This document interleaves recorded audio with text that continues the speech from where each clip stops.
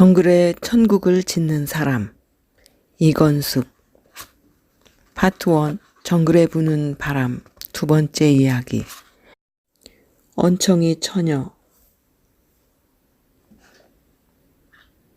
1990년대 초 베트남엔 언청이들이 길가에 널려있듯 많았다.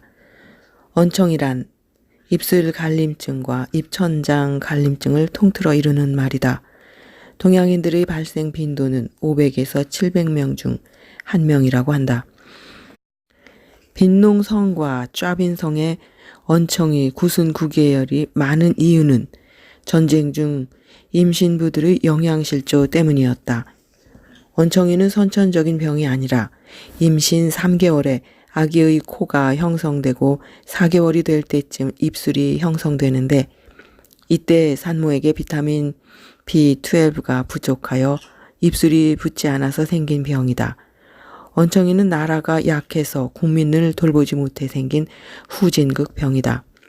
서울대학과 한양대학 이화여대 부속병원 언청이팀 의사들을 초청하여 언청이를 수술해주고 복음을 전하면 한 명도 빠짐없이 예수를 영접했다. 그동안 입술이 갈라져서 바깥 출입도 못하고 방 안에 갇혀 살던 처녀들은 예쁘게 제자리로 돌아온 입술을 보고는 너무 기뻐 울음을 터뜨렸다. 일주일간 번호순으로 250명의 언청이들을 수술했는데 251번부터 잘리고 말았다. 어쩔 수 없이 다음번 수술팀이 올 때까지 기다려야 했다. 그런데 251번 번호표를 받은 처녀가 어찌나 울면서 매달리던지 수술실이 소란했다. 이번에 수술을 받지 않으면 전 자살할 겁니다. 사뭇 협박조였다. 의사들은 너무 많은 환자를 수술한 탓에 이젠 지쳐서 한 명도 더 할 수가 없는 상태였다. 더구나 그들은 직장으로 하루빨리 복귀해야 할 형편이었다. 1년에 한 번 받는 일주일 휴가를 온전히 선교에 바쳐 봉사하러 나온 의사들이니 나무랄 수는 없었다. 더구나 이 처녀는 수술이 한 번에 끝날 일도 아니었다. 입술만 찢어졌으면 그냥 봉합하면 되지만 잇몸에서 목구멍까지 찢어진 경우는 자기 살을 이식해서 여러 번 수술해야만 했다. 처녀는 사람들과 어울려 사회생활을 하기엔 지장이 많겠다는 생각이 들 정도로 증상이 심각했다. 지금까지 얼마나 힘들게 살았으면 저토록 인사불성이 되어 울음을 그칠 줄 모르겠는가. 의사들이 언제 옵니까? 내년에 꼭 온다. 내년 이맘때쯤이니까 그때까지 기다려라. 널 제일 먼저 수술해 주마.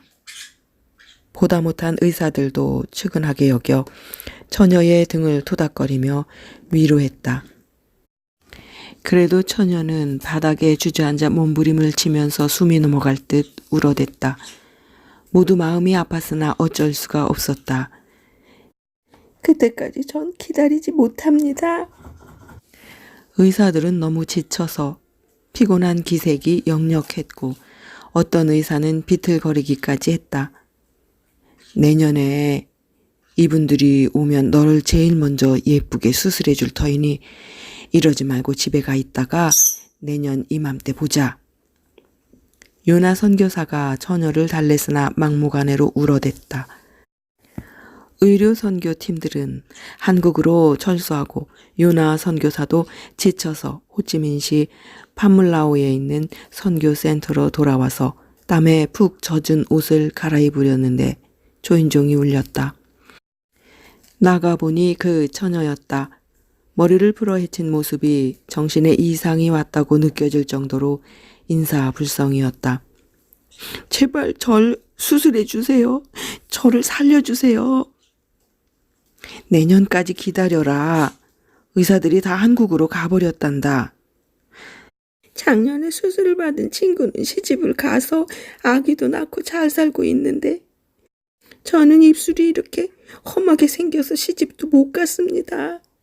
저는 이번에 꼭 수술을 받아야 합니다. 처녀는 무조건 밀치고 집 안으로 들어와서 울고불고 난리를 쳤다. 사뭇 결사적이었다. 죽음 직전에 지푸라기라도 붙들려는 듯 요나 선교사의 바지가랑이를 붙들고 늘어졌다. 글쎄, 내년에 보자니까 이러는구나. 요나 선교사는 이제 지쳐서 신경질적인 반응을 보였다. 전 죽을 겁니다. 여기서 나가면 메콩강에 풍덩 빠져 죽어버릴 것입니다.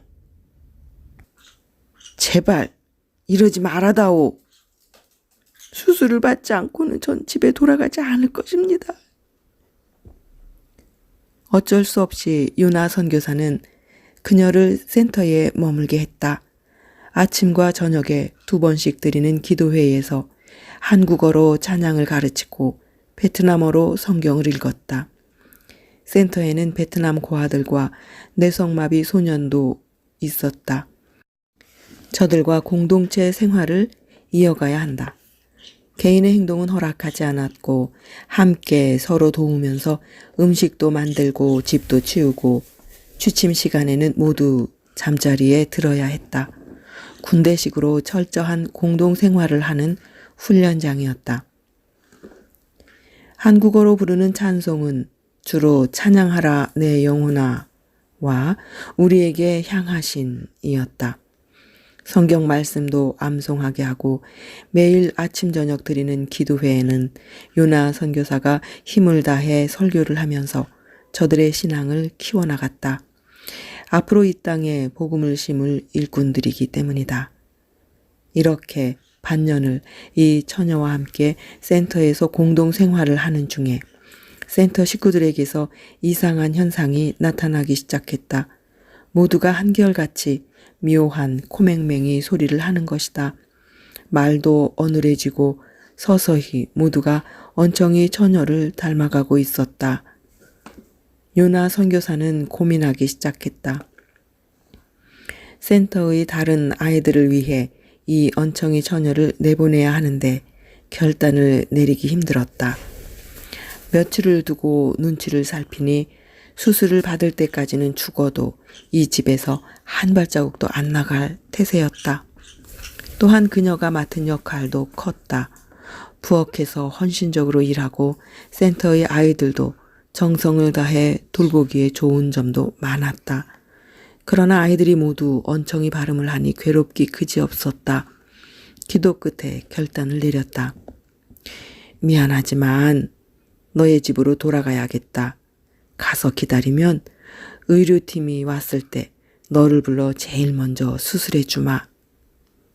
아닙니다. 전 집에 가지 않을 것입니다. 수술을 하고 예쁜 얼굴로 마을에 돌아간다고 부모 형제들에게 약속했습니다. 온 마을 사람들 앞에서 입술을 수술해서 다른 처녀들처럼 예쁜 모습으로 돌아오겠다고 선언했습니다. 더구나 입술이 고쳐지면 저와 결혼할 남자도 있습니다. 제가 속으로 연모하는 청년입니다.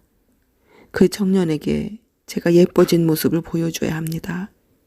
전 이대로는 절대로 집에 돌아갈 수 없습니다. 언청이 처녀의 결단은 죽음이라도 감내할 정도로 단단하고 명확했다. 그래도 센터의 아이들을 위해 결단을 내려야 했다. 날마다 이 문제를 놓고 괴로워 몸부림치던 요나 선교사는 보따리를 손수 싸주고 생활비조로 돈도 얼마쯤 쥐어주어 처녀를 문 밖으로 쫓아버렸다. 언청이 처녀는 울면서 며칠을 문 앞에 쪼그리고 앉아있다가 슬픔에 잠겨 어디론가 가버렸다. 요나 선교사는 그 일로 인해 두고두고 가슴에 못을 박았다. 갈 적에 받아놓은 처녀의 집 주소를 잃어버릴까봐 몇 번을 확인하고 수첩의 첫 장 상단에 기록해 두었다. 문제는 그 다음 해에 언청이 수술팀이 베트남에 오질 못했다. 그러니 그 해는 그냥 넘어갔다. 요나 선교사는 하루도 빠뜨리지 않고 그녀를 위해 기도했다. 늘 목에 껄끄럽게 걸린 가시처럼 그녀는 그에게 큰 짐이요 숙제가 되었다. 2년 만에 의료선교팀이 다시 왔을 때 그는 차를 급히 몰아 언청이 처녀가 써준 주소를 들고 남쪽으로 내려갔다. 그러나 원청이 처녀의 집이 있는 남쪽 빈농성에 가보니 처녀는 집에 돌아오지 않았다고 했다. 눈앞이 빙그르르 돌았다. 그렇다면 죽은 것일까? 죽겠다는 말을 입에 달고 있다시피 했는데 어디 가서 스스로 자결했단 말인가? 요나 선교사는 자신을 질책하면서 괴로워 가슴을 쳤다. 오, 가여운 여자여, 불쌍한 처녀여.